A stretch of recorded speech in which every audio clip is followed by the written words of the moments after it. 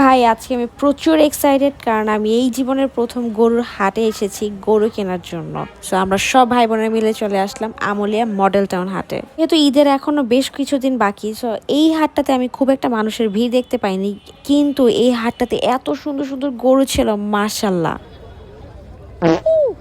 গরু দেখতে যেরকমটা ভালো লাগছিল তার থেকে বেশি কিন্তু ভয়ও লাগছে। যাই হোক, সব ভয় কাটিয়ে হেঁটে যাচ্ছিলাম গরু দেখার উদ্দেশ্যে। এখন গরুর দামের পালা।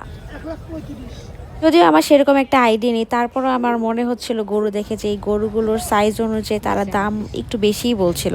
তো এটা দেখান, সরি কি বলে দেখান বলে এটার দাম বলেন। একই দাম। এই যে বন্ধুরা, আমরা গরু দেখতে এসেছি। আপনারা দেখতে পাচ্ছেন এখানে কিছু বাটিকের গরু না, আছে। এই বাটিক প্রিন্টের গরু ভালো লাগে না, এই যে এইসব সুন্দর।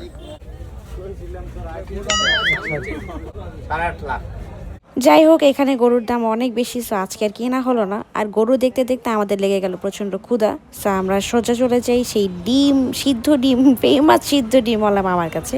এই মামার থেকে আমরা ডিম খাওয়া দাওয়া করে এখন চলে যাচ্ছি বাসার উদ্দেশ্যে। সো এই ছিল আমার ছোট্ট blog. Thanks for watching, bye bye.